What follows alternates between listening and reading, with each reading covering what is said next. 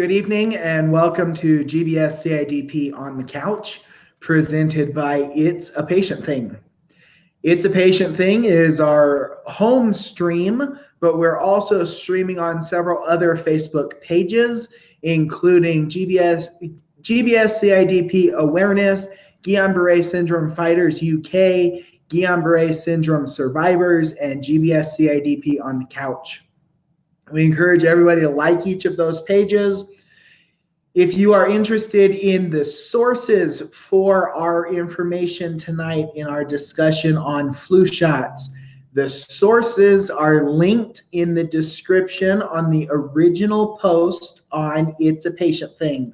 So if you want to see those, make sure to go to It's a Patient Thing, and you can see all of the links to the sources for the information we're going to talk about tonight.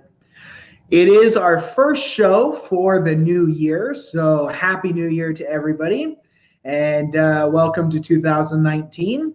2019 for me will mark year number 12 that I will have been going through Guillain-Barré, which means that not only will it mark my 12th year, it will mark a 50% of my life. I was diagnosed at 12, so starting this year, starting in April, it will be more than half of my life I have been dealing with GBS, which is an interesting and weird thing to think about. It's a little bit of history on the page and on the show and some of the other shows and things that we do, and then we'll get into the conversation about flu shots. It's a Patient Thing was started several years ago by myself. I started It's a Patient Thing because when you talk about GBS and CIDP, it's a patient thing and everybody else doesn't really understand it. And so that's why I called it It's a Patient Thing. It is set up to showcase in multiple different ways the authority and the role of patients in our community. In my opinion, too many times that world and that demographic is overlooked when it comes to multiple different things and scenarios when it comes to our community. So I started It's a Patient Thing to try and showcase our role and increase our role.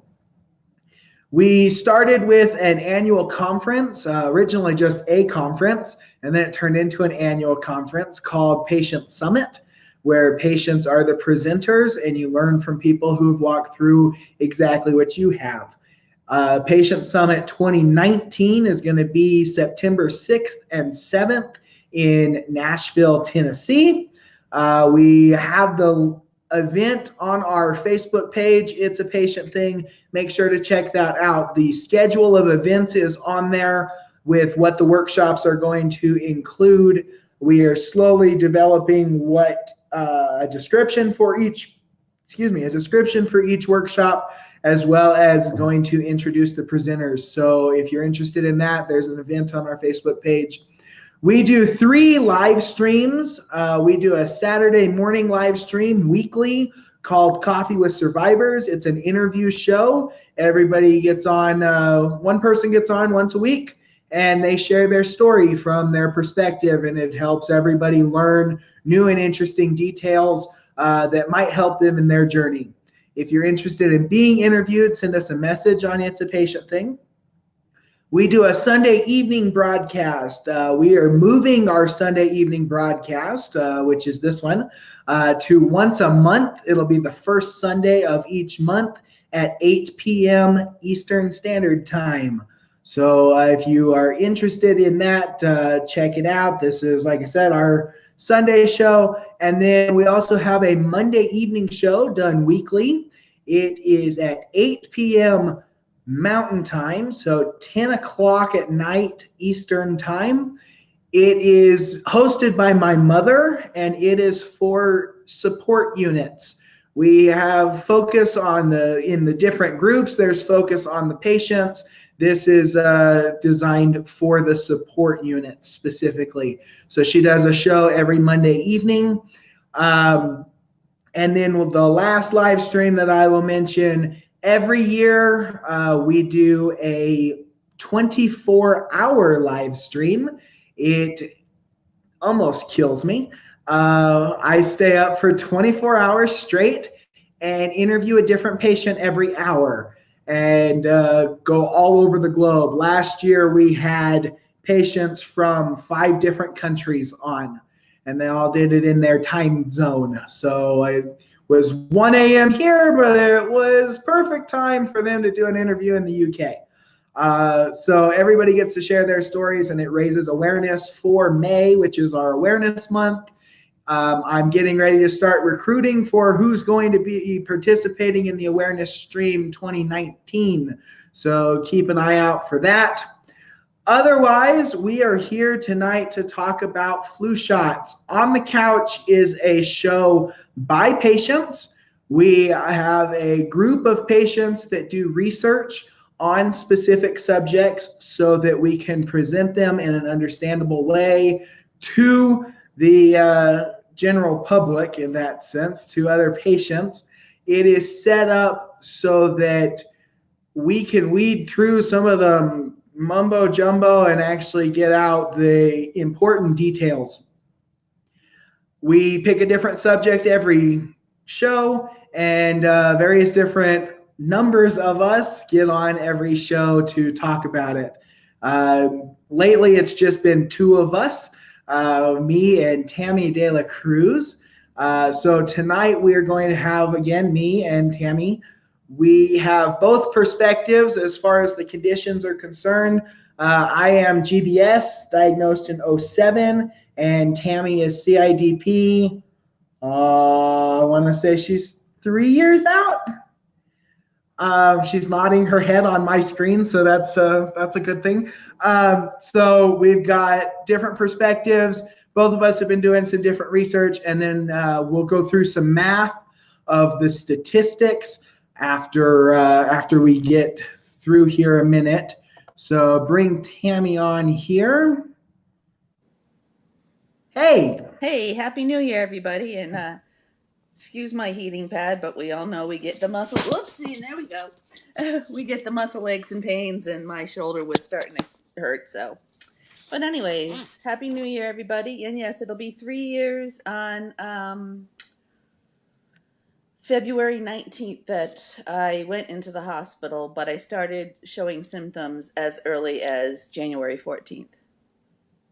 So you're coming up on your symptom anniversary here in just a few weeks. Which is actually kind of scary because I'm starting to have a lot of the same symptoms. But I get my liquid gold this week, so we're good for that. That's good. My relapse came almost 2 years exactly. Oh, yeah, that's what I'm afraid of. It was right in the same time frame, which is terrifying. Yeah, but I didn't get a flu shot, so. But so I know I went through and did the research on statistics. Mm-hmm. Got some of the math, and I have a nice long PowerPoint presentation going through the math that we'll go through in a minute. Yeah. But I know you researched some of the history, so you want to go through a little bit of the history? Yeah, it was actually, I'm going to put a little sidebar in here. That gentleman in Vegas that everybody said, oh, he got the flu shot and he got GBS. Well, there's just a picture posted of him standing behind Santa Claus. No walker, no tubes, nothing. So I'm not sure if that means he's out of the woods or if it just means that, he's pushing along. So that's just a little side note. But little things I never knew about the history of the flu shots. And yes, I'm reading from a script, because I have gabapentin brain. But in 1918 and 1919, the flu pandemic was bigger than the 20th century simulated research expected. So in 1933, an influenza A vaccine was developed. It was isolated in ferrets. And by 1936, influenza type B was isolated And an Australian scientist discovered that the virus could be grown in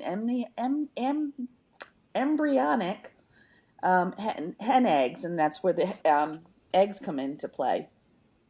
Um, that first flu vaccine was developed in 1938, given to U.S. soldiers during World War II. In 1944, a study of new influenza vaccines determined that it would be helpful in reducing illnesses with a temperature of 99 degrees or above.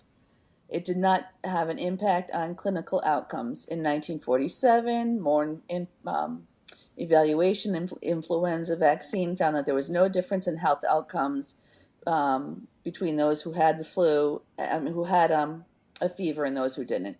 So that's why you can get it even if you have a slight fever, I guess. Um, let's see. By 1942, there was a bivalent vaccine containing both influenza A and influenza B. This early vaccine caused localized and systematic reactions, especially in children. Despite little evidence of its effectiveness, the vaccine became licensed for use in 1945. When the predicted Asian flu pandemic materialized in 1957, the production of vaccines against the pandemic strain was initiated quickly in hopes that it would limit mortality.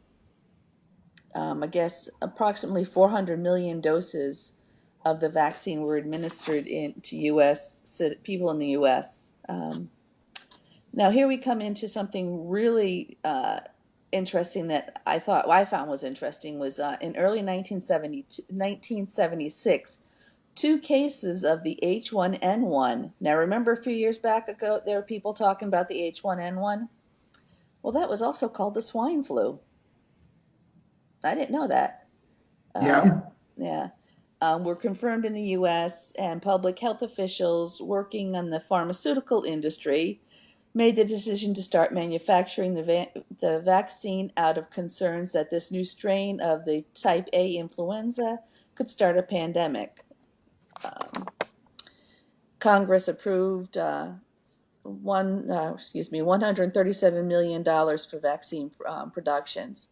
Mass production of the swine flu vaccine did not start until the